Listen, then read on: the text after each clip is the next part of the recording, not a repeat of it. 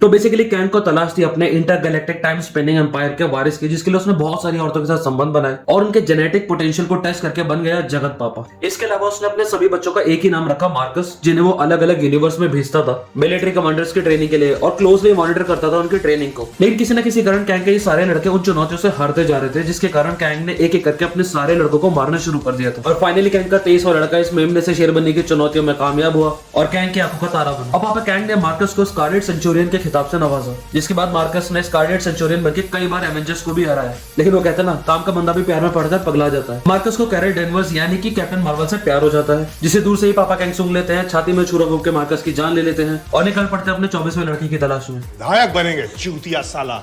ऐसे ही comical facts के लिए देखते रहिए द सिनेमैटिक ओशियन। अब ये कैरेक्टर कौन है जिसे कुछ सेकंड के लिए ट्रेलर में दिखाया गया, लेकिन लगा कि काफी इंपॉर्टेंट कैरेक्टर हो सकता है। और फिर जब हमने गूगल किया तो हमें पता चला कि मिस्टर बिल मुरे क्राइलर का कैरेक्टर प्ले करने वाले हैं। अब जिन्हें क्राइलर नहीं पता उन्हें बता दूं कि ये एमसीयू का ही कैरेक्टर है, लेकिन उससे ज्यादा फुटेज नहीं मिली और ये एंटमैन के किसी भी कॉमिक्स का पार्ट नहीं है। क्राइलर का पहला इंट्रोडक्शन होता है द इनक्रेडिबल हल्क 156 में, जो कि 1972 में लिखी गई थी। अब होता क्या है कि हल्क क्वांटम रेल्म के अंदर एक माइक्रो प्लैनेट पे जाता है जिसका नाम होता है काय, अपनी लव इंटरेस्ट जेरेला को ढूंढने, और वहां पहुंचते ही वो अपने प्रोफेसर हल्क वाले कैरेक्टर में आ जाता है। और वहां पहुंच के हमारे प्रोफेसर हल्क को पता चलता है कि वेसिस नाम के एक वॉर लॉर्ड ने जेरेला के पूरे गांव को आग लगा दी और उसे उठा लिया, आई मीन किडनैप कर लिया। और यही सब सुन के हमारा professor Hulk war Lord vases से लड़ने जाता है और वही उसकी मुलाकात वेसिस के पालतू ग्रीन साइंटिस्ट से होती है, जिसका नाम होता है क्राइलर। अब क्राइलर के पास एक मशीन होती है जिसे वो अपने एनिमी के वर्स्ट फियर को एक फिजिकल फॉर्म में बदल सकता है, और अपने बैनर का सबसे बड़ा फियर है हल्क, जिसे वो कंट्रोल नहीं कर सकता। फिर क्या, क्राइलर एक एंटी हल्क बना देता है और वहां होती है प्रोफेसर हल्क और एंटी हल्क के बीच घमासान फाइट। अगर वीडियो पसंद है तो please like, share and subscribe the channel और देखते रहिए द सिनेमैटिक ओशियन।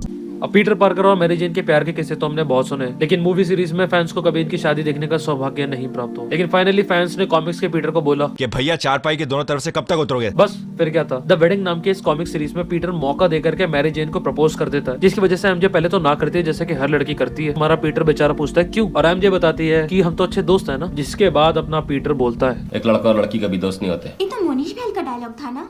फिर फाइनली जुलाबे जद्दोजहद के बाद एमजे मान जाती है, शादी की तैयारियां होती हैं और पीटर अपने दोस्तों के साथ बैचलर पार्टी भी मनाता है और बाद में दोनों सबकी रजामंदी के साथ धूमधाम से शादी कर लेते हैं और हनीमून पे जाते हैं फ्रांस, जिसकी टिकट भी एमजे ने ही दी होती है। और वो बताती भी है कि उसका एक्स बॉयफ्रेंड हमेशा से उसे फ्रांस लेके जाना चाहता था, जिसकी वजह से वो बहुत टेम्पटेड फील करती थी, इसलिए वो हनीमून पे फ्रांस जाती है। ऐसे कॉमिकल फैक्ट्स के लिए देखते रहिए द सिनेमैटिक ओशियन। तो बेसिकली एवेंजर्स से लंबी लड़ाई में हारने के बाद कैंग द कॉन्करर एक नया प्लान बनाता है एवेंजर्स को हराने के लिए, और वो सीधा पहुंच जाता है 20वीं सेंचुरी में, जहां वो एक शहर बसाता है जिसका नाम वो रखता है टाइमली। वहां का वो मेयर बनता है और टाइमली नाम से एक इंडस्ट्री भी खड़ी करता है जो कि रोबोटिक्स और फ्यूचर टेक में काफी ज्यादा एक्सपर्ट होती है। कॉमिक्स में तुम्हें विक्टर टाइमली 1 और विक्टर टाइमली 2 भी दिखेंगे, लेकिन वो कैंग का सन और ग्रैंडसन नहीं है, वो कैंग के ही वेरिएंट्स हैं, क्योंकि अब कैंग टाइम के बाहर एग्जिस्ट करता है। तो आम लोगों के बीच नॉर्मल दिखने के लिए टाइम टू टाइम कैंग को अपनी पीरियोडिकली डेथ प्रिटेंड करनी ही पड़ती है। इसीलिए एक सर्टेन एज के बाद वो अपने डेथ को प्रिटेंड करता है और खुद अपना बेटा बनकर आ जाता है, जिसका नाम होता है विक्टर टाइमली 2। और बाद में जब विक्टर टाइमली 2 एजेड हो जाता है तो उसके बाद वो फिर से अपनी डेथ को प्रिटेंड करके विक्टर टाइमली 3 के नाम से, यानी कि खुद का ही ग्रैंडसन बनके वो फिर से लोगों के बीच में आ जाता है, ताकि लोगों के बीच में उसका भ्रम बना रहे और वो लंबे समय तक 20वीं सेंचुरी को कॉन्कर कर सके। 100 बात की एक बात, ये बहन जो सारे मिलके हमको पागल बना।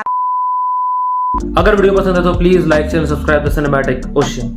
अब पीटर पार्कर और मैरी जेन के प्यार के किस्से तो हमने बहुत सुने, लेकिन मूवी सीरीज में फैंस को कभी इनकी शादी देखने का सौभाग्य नहीं प्राप्त हो। लेकिन फाइनली फैंस ने कॉमिक्स के पीटर को बोला बस फिर क्या था, द वेडिंग नाम के इस कॉमिक सीरीज में पीटर मौका देकर के मैरी जेन को प्रपोज कर देता है, जिसकी वजह से एमजे पहले तो ना करती है जैसे कि हर लड़की करती है। हमारा पीटर बेचारा पूछता है क्यों, और एमजे बताती है कि हम तो अच्छे दोस्त हैं ना, जिसके बाद अपना पीटर बोलता है। फिर फाइनली जुलाबे जद्दोजहद के बाद एमजे मान जाती है, शादी की तैयारियां होती है और पीटर अपने दोस्तों के साथ बैचलर पार्टी भी मनाता है और बाद में दोनों सबकी रजामंदी के साथ धूमधाम से शादी कर लेते हैं और हनीमून पे जाते हैं फ्रांस, जिसकी टिकट भी एमजे ने ही दी होती है। और वो बताती भी है कि उसका एक्स बॉयफ्रेंड हमेशा से उसे फ्रांस लेके जाना चाहता था, जिसकी वजह से वो बहुत टेम्पटेड फील करती थी, इसलिए वो हनीमून पे फ्रांस जाती है। ऐसी कॉमिकल फैक्ट्स के लिए देखते रहिए द सिनेमैटिक ओशियन। तो फाइनली जेम्स गन ने डीसी की न्यू स्लेट अनाउंस कर दी है और इसमें उन्होंने पूरे 8 साल के अपकमिंग प्रोजेक्ट्स के बारे में बताया, जिसमें थैंकफुली उन्होंने मैट रीव्स की बैटमैन को बिल्कुल नहीं छेड़ा। और अफसोस, जब वो सुपरमैन लेगेसी की अनाउंसमेंट करते हैं तो अचानक से थोड़ी देर के लिए तुम्हें हेनरी कैविल की याद जरूर आएगी। इसके अलावा इसमें उन्होंने ग्रीन लैंटर्न के शो से लेकर के बैटमैन एंड रॉबिन की मूवी तक के बारे में डिस्कस किया है, अपकमिंग मूवी ब्लू बीटल के बारे में बताया और ये वेब सीरीज और मूवीज की लिस्ट उन्होंने मेंशन करी। और जिस अंदाज में जेम्स गन ने पूरी अनाउंसमेंट की है, तुम्हें देख करके फील होगा कि फाइनली डीसी की तकदीर बदलने वाली है और मार्वल की तरह यहाँ पे भी एक पर्टिकुलर सीक्वेंस, एक पर्टिकुलर ऑर्डर देखने को मिलेगा। एक्टर्स उन पर्टिकुलर कैरेक्टर्स के लिए लंबे टाइम तक के लिए लॉक कर दिए जाएंगे। होपफुली ऐसा नहीं देखने को मिलेगा कि आज जो एक्टर प्ले कर रहा है कैरेक्टर को, कल उसे रिप्लेस करके किसी और बंदे को लाना पड़ रहा है, या मूवी बीच में बंद हो गई। और ये मास्टर रीसेट बहुत जरूरी था डीसी के लिए, क्योंकि डीसी के पास इतनी अमेजिंग स्टोरीज हैं बताने के लिए, लेकिन बिना किसी सीक्वेंस और बिना किसी ऑर्डर के सब कुछ ऐसा बिखरा हुआ था। फाइनली जेम्स गन आ गए हैं उन्हें समेटने के लिए, एंड होपफुली कि डीसी का फ्यूचर बहुत ब्राइट हो। हम तो कॉमिक्स में सब कुछ कवर करते ही रहेंगे। So stay tuned with cinematic ocean, और चैनल को सब्सक्राइब कर लेना, क्योंकि अब डीसी के ऊपर भी भर के माल आने वाला है।